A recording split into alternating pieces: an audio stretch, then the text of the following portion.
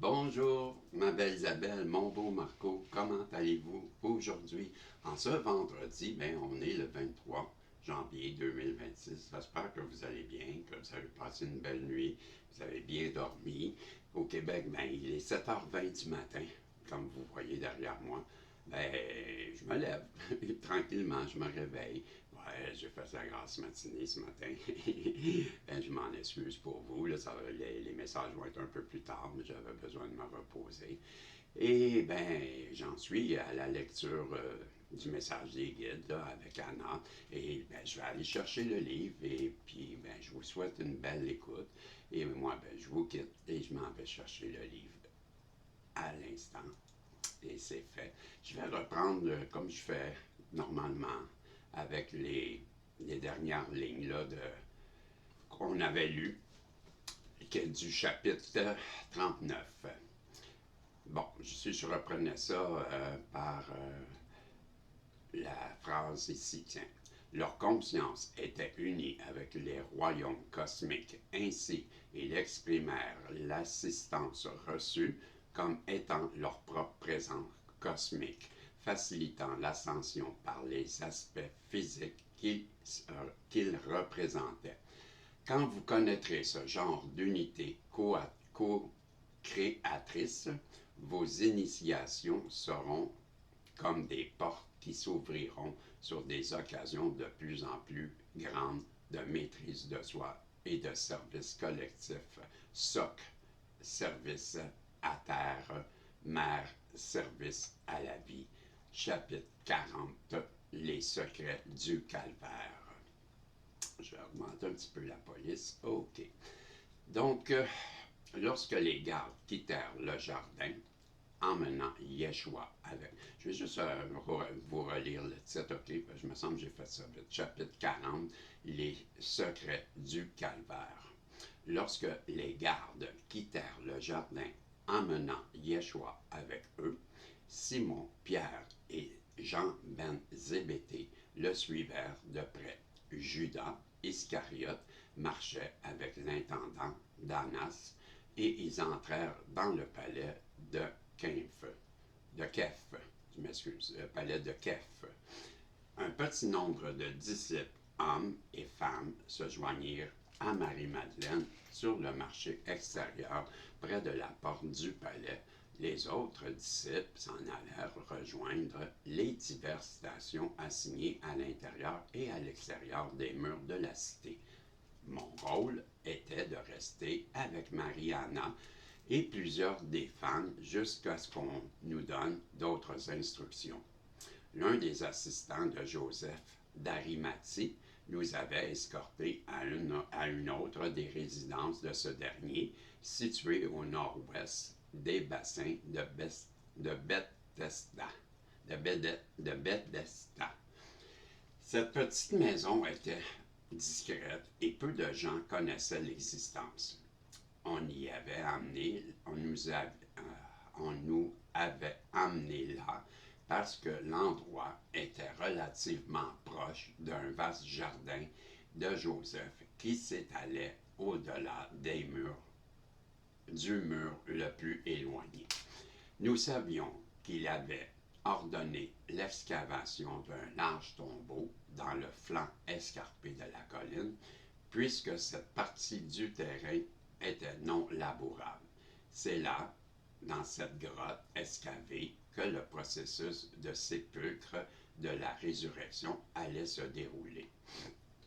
Bien que je ne fusse pas présente lors des interrogations d'Hérode, des grands prêtres ou de Ponce Pilate, je vis et je sentis avec ma vision intérieure et mon cœur empathique la durée et la brutalité de la flagellation qui déchirait la chair de mon petit-fils. Je ne pouvais m'empêcher de tressaillir parfois quand son dos et ses jambes étaient frappés violemment. Mais si je savais qu'il pouvait endurer tout cela en transmutant ses sensations physiques au moyen de pratiques spirituelles dont il avait la maîtrise, Yeshua comprenait la très haute signification initiatique de la couronne d'épée. et de la robe pourpre, des deux représentations de la souveraineté spirituelle qui était son héritage légitime. Il ne fut pas et ne fut humilié en aucune façon, comme ses persécuteurs. Seigneur, il ne fut humilié d'aucune façon, comme ses persécuteurs l'auraient voulu. Quand la couronne et la robe furent dérisoirement placées sur lui, le débâcle de moquerie dans la salle du jugement ne changea en rien l'attitude très centrée de Yeshua. Mais son effet sadique suscita certainement une poussée d'hystérie collective supplémentaire dans la foule de plus en plus nombreuse qui s'était mise à scander le cri absurde des prêtres: Crucifiez-le, crucifiez-le. Benjamin est soudainement arrivé avec la nouvelle qu'on emmenait Yeshua à Golgotha, ou place du crâne, un des multiples endroits à l'extérieur des murs de la cité où l'on admirait la peine capitale. Justement, le Golgotha était proche du jardin de Joseph, où était situé le tombeau récemment excavé dans le flanc de la colline. Puis le tapage des cris épouvantables de la foule, du martèlement des tambours et du son répétitif et sec des sabots des chevaux parvint à nos oreilles. Ma tâche était de rester calme et centré, mais comment y parvenir alors que je connaissais la vibration de la peur en train de nouer mon estomac? J'ai respiré profondément, j'ai ancré mon corps dans le présent et j'ai prié: Oh mon Dieu, mon Père, n'abandonnez pas, ne m'abandonnez pas, car je sais que vous vous exprimez en moi et que vous ferez cette chose exigée en ces heures plus sombres. Sainte Mère, dans votre miséricorde, transmuez la haine et la souffrance dans les cœurs de ces gens, vos enfants qui ne savent pas ce qu'ils font. Ô Mère bénie, Mère de toutes choses, tenez-moi fermement dans votre cœur compatissant, cette claire fontaine d'amour qui pardonne. Puisse mon cœur, qui est ouvert par les tribulations de ma vie, aimer aujourd'hui comme il n'a jamais aimé auparavant. Puis, me souvenant des paroles de mon cher petit-fils, toutes les fois qu'il calmait les éléments furieux, je me suis levé sûr de moi et j'ai décrété: Paix, soyez calme et sachez que je suis Dieu. À côté de moi, Mariana tremblait, le visage blême. Soudain, elle se leva toute droite, lissant résolument ses jupes et redressant les épaules. Elle avait la mâchoire et les lèvres serrées comme elle avait l'habitude de se comporter dans son enfance. Quand une tempête de rage traversait son corps, elle vint à moi et pressa mes mains en les tenant sur son cœur, et nous sommes regardés droit dans les yeux et nous avons plongé dans le puits sans fond de l'amour de la mère divine. Respirant ensemble, nous n'avons pas bougé jusqu'à ce que nous soyons fermement ancrés au cœur de notre Dieu intérieur. Bien qu'au début, nous ayons eu l'impression que nos cœurs allaient se briser, à tout moment, la grâce des anges vint nous réconforter. Et si nos pieds semblaient rivés au sol en pierre, nos âmes s'élevèrent très haut et un calme paisible vint nous envelopper. La clarté venue, Benjamin nous escorta à l'extérieur de la rue Bondée. Joseph savait que le sang-édrin ou le sang-nédrin l'assignerait sans doute à comparaître. Donc je reprends, Joseph savait que le Sanhédrin l'assignerait sans doute à comparaître. Cela étant, immédiatement, après l'arrestation de Yeshua, il escorta personnellement Marianne et Nathanaël, André, Luc et leurs femmes directement au jardin à l'emplacement de la tombe. Puis, il se rendit à la maison d'une des confidentes qui était aussi membre adjoint du Sanhédrin. Ensemble, ils se joignirent rapidement à d'autres membres du conseil et entrèrent au palais de Kif afin d'être témoins des interrogations. Les disciples qui avaient rejoint leur position assignée à l'intérieur du tombeau dans le jardin aidaient à maintenir une puissante matrice d'énergie à partir de ce point stratégique. Ils étaient bien conscients des scènes brutales qui faisaient rage derrière les murs de pierre et sur la colline stérile de Golgotha. Bien qu'ils ne fussent pas présents physiquement, plus tard, ils allaient aider le processus de résurrection de Yeshua dans cette caverne sanctuaire. Marie-Madeleine et d'autres disciples suivirent Yeshua à ses différents procès et l'attendirent à sa sortie de la salle du jugement. Alors que sa bien-aimée se mettait lentement en route vers le calvaire, Marie marchait derrière lui. Alors que son bien-aimé se mettait lentement en route vers le calvaire, Marie marchait derrière lui. Une traverse, la partie horizontale de la croix, bien attachée à son dos, lacérée. Des spectateurs frénétiques se retrouvaient entraînés dans le gros de la foule qui poussait en avant un Yeshua trébuchant. Alors que ce dernier portait son lourd fardeau, il continuait à crier hystérique. « Crucifiez-le, crucifiez-le, Yeshua ben Joseph, le roi des Juifs. » La bande en folie narguait Marie-Madeleine, lui crachait dessus, l'appelant prostituée du diable, et demandait qu'elle soit lapidée. Puis quand Yeshua tomba encore, il ne put se relever malgré les coups de fouet des soldats. Ces derniers ordonnèrent à Simon, un Cyrénien, à présent dans la foule, de porter la traverse qu'il transférèrent sur ses épaules. Simon n'avait encore jamais vu Yeshua, porta la lourde pièce de bois, mal rabotée le reste du dur chemin. Il ne se doutait pas comment cette expérience allait changer sa vie à jamais. Avant que notre petit groupe, composé de membres de la famille, y compris Mariana et moi-même, n'atteigne la porte de Damas, 2 autres hommes étaient passés par là en portant des traverses. Là, je m'excuse, il manque des mots. Des traverses, ok, c'est ça. Quand 2 autres hommes étaient passés par là en portant des traverses. On les fit se coucher sur le long poutre qui n'avaient pas encore été placés dans leur position verticale au point le plus bas du Golgotha.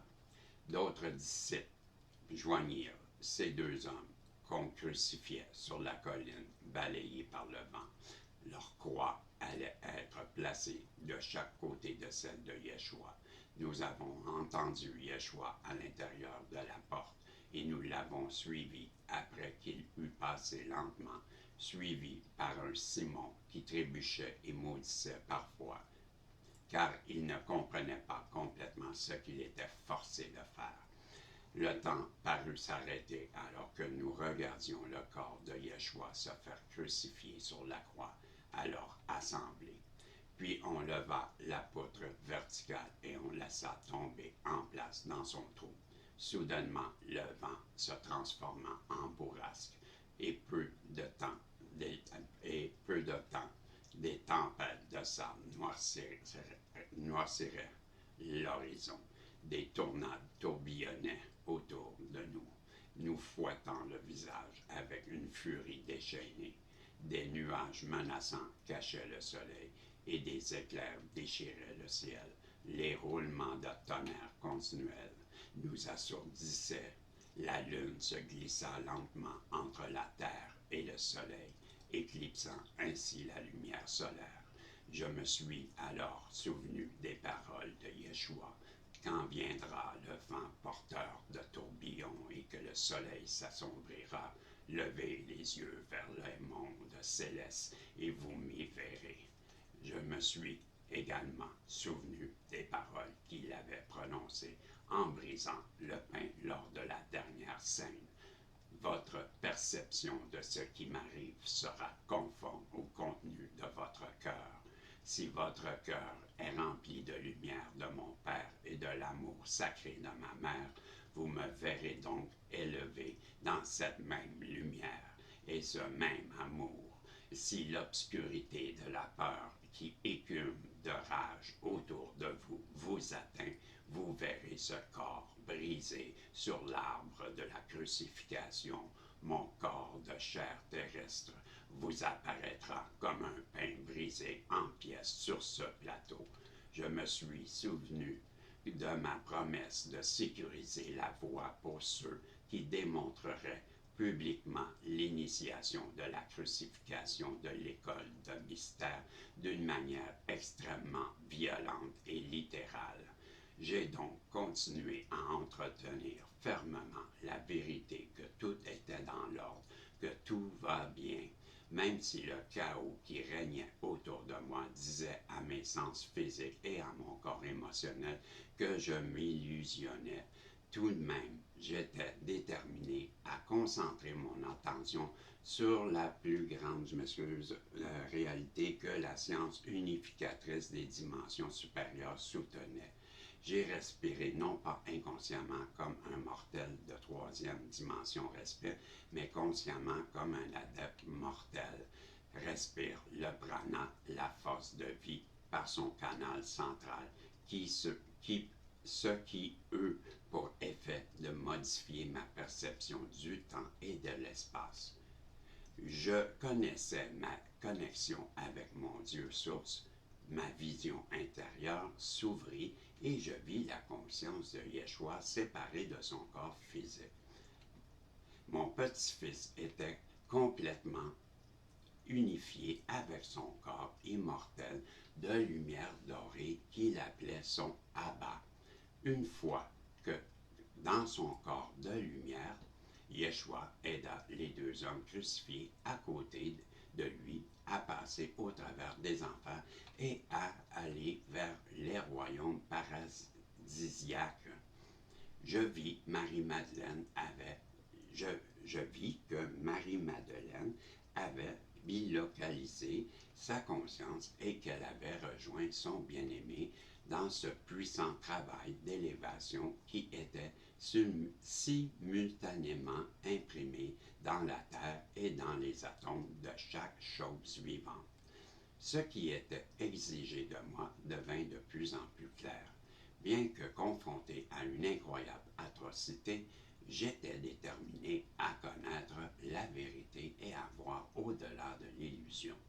Au milieu des roulements de tonnerre et des hurlements hystériques d'une foule assoiffée de sang, j'entendis une voix paisible parler à mon cœur. C'est fini, il n'y a pas de mort. Laissez partir toute la peur. Sur les plans intérieurs, j'entendis par télépathie mon petit-fils proclamer « Réveillez-vous et levez-vous, vous, toutes les nations, venez déposer vos armes de guerre, laissez vos pillages et vos divisions, réclamez votre héritage librement donné. La vie éternelle règne dans le royaume de chaque atome. Laissez votre cupidité remplie de peur. Soyez amour, soyez paix. Amen, amen. Ainsi soit-il. Nos consciences se sont connectées et j'ai pu sentir que mon petit-fils n'enregistrait aucune douleur alors même que ses signes vitaux s'éteignaient. Yeshua n'a pas été empoisonné comme certains l'ont postulé. Il s'est servi en tout point de la maîtrise qu'il avait acquise de ses nombreuses années d'initiation et de pratique. J'ai vu que le cordon d'argent qui relie le corps physique et l'âme était encore attaché, bien que Yeshua aurait pu, non, bien que Yeshua ait paru mort aux yeux des non-initiés de la grossière dimension physique, je luttais de toutes les fibres de mon être pour rester consciente et connectée à mon Créateur source et à la conscience de Yeshua, alors entièrement fusionné avec son corps de lumière le plus élevé, le Sahu. Les émotions primitives de terreur, de rage et de chagrin venaient me fouetter de toutes les directions. Je me suis écrié: oh mon Dieu, aidez-moi à aimer et à pardonner. Assurément, ces gens ne savent pas ce qu'ils font. Élevez-moi et ouvrez mes yeux pour que je voie la vérité qui libère toute vie de souffrance, de la souffrance. Le soleil était bas sur l'horizon et la Pâque allait commencer. Joseph d'Arimathie avait reçu l'autorisation d'enlever le corps de Yeshua de la croix afin que celui-ci puisse être inhumé. Avant le sabbat juif, la tempête qui faisait rage, les tremblements de terre continuaient d'assombrir le soleil. Bien que l'éclipse solaire fût passée, les quelques soldats qui étaient restés tout au long du supplice et les derniers spectateurs obstinés et hypnotisés s'éloignèrent lentement, nous laissant seuls avec les disciples présents. Ces derniers enveloppèrent le corps inconscient de Yeshua dans les couvertures et le transportèrent tout doucement jusqu'à un chariot tiré par un cheval. Puis nous nous sommes tous mis prudemment en route vers la tombe de Joseph avait fait creuser non loin de là. Ainsi, Yeshua permit que son moi séparé meure. Il avait complètement neutralisé ses signes vitaux et placé sa pleine attention sur son Dieu Mère-Père, avec qui il avait totalement fusionné en conscience. Souvenez-vous, en attendant ce récit, que ce n'est pas le Christ qui est mort, mais l'illusion de séparation de la personnalité. C'est par son expérience de crucifixion que Yeshua réalisa son union avec Dieu en étant que Christ vivant. Une fois que vous savez que Yeshua n'a pas souffert à cause de votre perception d'être séparé de l'amour, vous pouvez aussi vous délester de votre besoin de souffrir et de votre attachement à la souffrance dans la vie humaine. Avec l'amour, tout est possible. Avec de l'attention, de la discipline et du dévouement, il vous est possible de réaliser que la présence de votre Créateur et celle de votre Christ ne sont pas à l'extérieur de vous, mais qu'elles demeurent éternellement à l'intérieur de vous. Alors que vous laissez cette vérité rédemptrice et génératrice de pouvoir individuel vous pénétrer. Tout besoin de sauveur extérieur à vous-même perd de son influence dans votre esprit. Quand viendra pour vous le temps d'embrasser une des plus grandes connaissances de l'union en Dieu, comme c'était le cas pour Yeshua, vous aurez vous aussi le soutien nécessaire. Acceptez le fait que vous êtes le bien-aimé de Dieu pour l'éternité, pour faire la vérité de Yeshua, mais pas mort, et que vous ne mourrez pas non plus. Vous n'avez pas qu'à abandonner l'ancienne fausse perception que vous êtes un corps qui meurt. Pour atteindre les réalisations d'un Christ, exercez-vous à voir vos défis humains à partir d'une perspective plus élevée, comme je le démontrais dans l'exemple portant sur un théâtre. Maintenant, respirez avec moi et guérissez les angoissantes fausses perceptions qui ont accablé votre âme depuis des siècles, des millénaires même. élevez votre conscience à un autre niveau et portez un regard neuf sur les événements du calvaire. Pardonnez-vous et pardonnez au Dieu intérieur les apparences extérieures de souffrance et de damnation, l'impuissance et la trahison, la punition et le martyre, ainsi que les drames humains de la victime et du tyran. Respirez lentement, détendez-vous encore et encore. Je le répète, maintenant, respirez avec moi et guérissez les angoissantes fausses perceptions qui ont accablé votre âme depuis des siècles, des millénaires même. Élevez votre conscience à un autre niveau et portez un regard neuf sur les événements du calvaire. Pardonnez-vous et pardonnez au Dieu intérieur les apparences extérieures de souffrance et de damnation, l'impuissance et la trahison, la punition et le martyre, ainsi que les drames humains de la victime et du tyran. Respirez lentement, détendez-vous encore et encore. Votre âme qui possède un passeport permanent pour l'éternité, sachant que vous ne pouvez revenir en arrière au moi limité que vous avez été.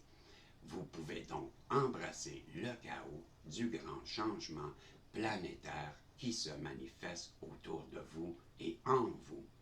Avec confiance et facilité, permettez à votre conscience christique ascendante de naître. Elle qui est jusque-là, non, elle qui jusque-là dormait cachée dans la matrice, tombe de votre cœur. La chenille ne peut se transformer en un papillon sans son initiation de crucifixion qui lui offrira sa transformation libératrice. Si la chrysalide est la chambre de naissance du papillon, elle est également la tombe de la chenille. Poursuivons maintenant notre récit et retrouvons Yeshua dans sa chrysalide et son utérus de résurrection, chapitre 41, élever le corps immortel du Christ. Ben, ma belle Isabelle, mon beau Marco, voilà comment on a lu le chapitre 40. Ben, j'espère que ça vous a plu. Et ben, je vous dis merci de suivre. Et ben, on en est rendu au chapitre déjà 41 et ben, il y en a 44. Ben, ça l'achève. Je suis content. C'est un livre qui est quand même assez puissant dans l'énergie et assez dur à lire, j'avoue, mais très intéressant. Et je remercie Maxime de nous l'avoir conseillé. C'est un très bon livre, très intéressant. Et je suis content de le partager avec vous. Donc, je vous dis que je vous aime. Vous qui écoutez le message de guide, vous savez que je vous apprécie d'autant plus parce que ben, vous êtes spirituellement connectés. Et ça, ben, ça me touche. Et je vous aime pour ça. Ben, merci. Et je vous dis, ben, on se revoit dans les voyances, si Dieu le veut. Bye bye.